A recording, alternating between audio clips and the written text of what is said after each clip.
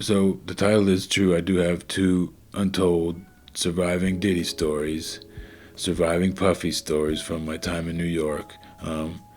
Both these stories are untold. One of them would never be told by anyone else. Um, but the reason I'm telling them, well, there's several reasons. First of all, both these stories I heard secondhand, meaning that I heard it not from the person it happened to, but I heard it from the person who heard it from the person that it happened to. Meaning it wasn't a telephone game of 20, 30, thousands of people or just a rumor, my cousins, uncles heard, saw, whatever. I know these stories are true because there was only one degree of separation between me and the person that it happened to. And in one case, one of the people that it happened to was someone who was my friend that I went to college with. So, um, why am I telling these stories? Obviously, I'm jumping on the bandwagon of kicking Diddy while he's down. You know, people didn't want to talk about this stuff. A lot of this stuff was widely known in certain circles, and this was, 20 years ago when I lived in New York. It's not a laughing matter. Lives have been lost. One of these stories I'm going to tell you, it's really a surviving Diddy. If indeed Diddy was responsible for what happened, which I don't know and couldn't possibly prove, but if indeed he was responsible, it's definitely a surviving Diddy because the dude barely survived. Um, so this is the dark side of our culture. It's not, Satanists descending on UFOs. This stuff has been around forever. And it's a part of our culture, not just someone else's culture. It's a part of everything that we do. So um, I'm going to talk more about the music industry and some of the other rumors I've heard. Uh, but first, I'm going to tell you these two stories about Puffy. All right. So the first one is something that happened to a famous producer. Um, and the reason I know this story is because I know someone who lived on the same block as this producer. And he actually used to rap for this guy and used to go over his house. And he had this home studio. And not going to say who the producer is, not going to say even what borough he lived in. I'm just going to say that this producer is very well known. Did he pass away? Shit, I don't know. He may have passed away. I don't think so. I should have looked that up beforehand. Anyways, this producer is very, very well respected in hip hop. He has produced some classic albums if you're into hip hop. Um, so, what happened was this producer produced some music for Puffy. And I guess it came to a point where he was asking to get paid for his work. I know, crazy, right? So he's asking to get paid for his work. So Puffy, in response, sends thugs to this guy's house, wherein they break in, kick in this guy's door, tie him up, point guns at him, and threaten him in his own house. Needless to say, this guy did not pursue payment for his work anymore. And if Puffy would do that to someone like this, who is very well established, very well connected, wealthy, a legend in his own right, then, that just shows that Puffy is someone who was completely above the law in his time. You know, got away with pretty much anything and everything he wanted to.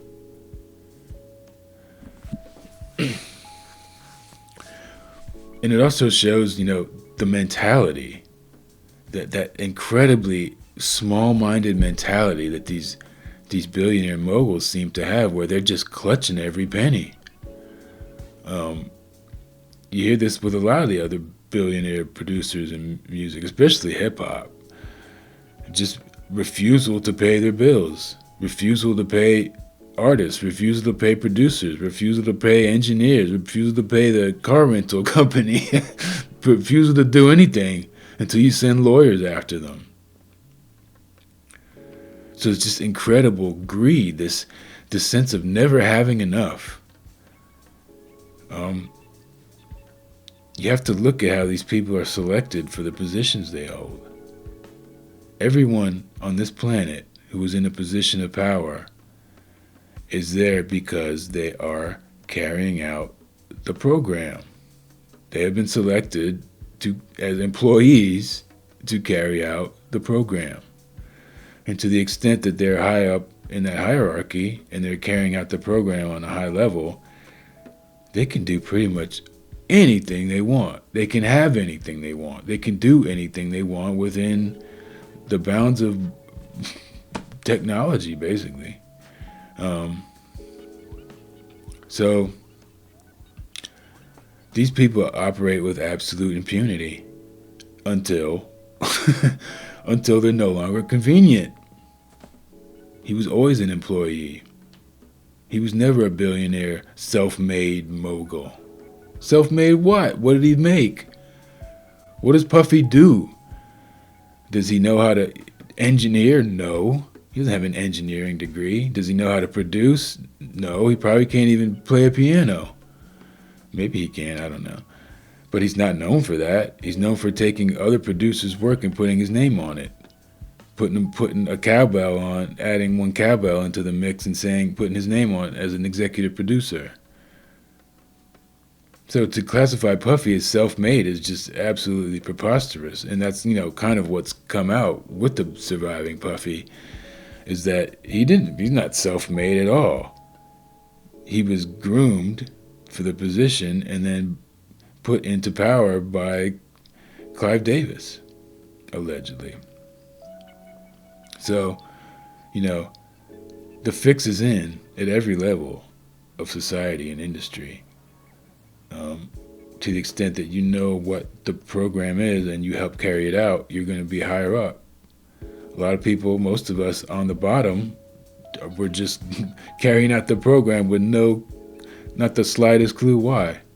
We're just there to cash our check and, go drink our Coca-Cola and eat our McDonald's after work.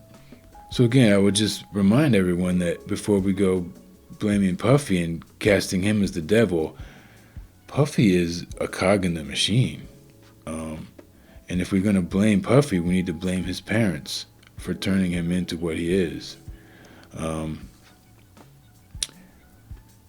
But the machine itself creates these people, and it places them in positions of power. And it throws them aside when it no longer needs them. Unless they have some kind of truly specialized skill, specifically technologists, but there are others where they've just got a guaranteed job for life. But, those people aren't usually millionaires and moguls, these billionaire types that they like to put on television. Most of them are just, front men. Again, look how quickly Puffy went from being a billionaire to having what's his net worth now. His net worth was all based on the valuation of his companies. And as soon as the big boys took their support away, guess what? You're not a billionaire anymore. So was he ever really a billionaire? Did he ever have $1 billion to spend? Of course not. And none of these guys are self-made. The idea of a self-made billionaire is preposterous. Self-made people who start successful companies and create a successful product or even invent a new technology, they have their companies bought out by the big boys so they can remarket their product and make all the profit from it and control the technology. So, let's move on to the second story. This actually happened to someone I went to college with, and while I didn't hear it directly from him, I heard it from another friend we went to college with, who we were all, pretty tight in college. So again, I know this story is true. So this guy I went to college with, he was a pretty strange individual. Um, he was like, he was in the art program, and he did this metal sculpture. Like he loved making these like metal armors and stuff, like welding type art, that type stuff. And he was pretty big. He was like 6'2" or 6'3", and he had this big football type build. But I mean, he was bigger than a lot of the football players on the football team. But as far as I know, he never worked out, and it was just his natural physique. And he was definitely not aggressive. Like, this guy would never have been on a team or anything. He was very, I wouldn't say docile, but just introverted. Very intellectual and introverted, nerdy type of person. So, anyways, I met this kid, from hanging out with people smoking weed in college. Anyways, so I guess after college, I don't know, there's no jobs in making iron art or whatever he was doing. So he ends up doing drug deliveries. And in New York City, they have a lot of drug delivery services where you just call up and someone comes to your house on a bicycle. Usually they ride around on a bike and they deliver what you want. In most cases, it's just weed, but I'm sure there's other stuff you can get too. So I guess this guy ended up working for one of these services, riding a bike and delivering not just weed, but other shit too. And maybe, I don't know how they hired him, or why. I don't know how the hell he ended up in that job, because he wasn't from New York. He was from upstate somewhere. So I guess he moved to New York, and somehow, I don't know, I guess they just saw he was a big, strong-looking guy and figured, I don't know. And he's well-spoken, so he would make a good courier or whatever. I don't know. But anyways, so he ends up being one of these bicycle delivery courier guys. And one of the places that he delivers to is Puffy's mansion, wherever he was at the time.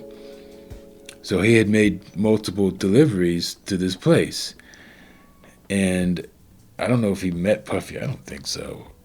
But somehow he knew it was Puffy's party. I mean, it was a mansion. There was lots of people there. And he's delivering drugs. I don't know. Maybe he did meet Puffy. I don't think so.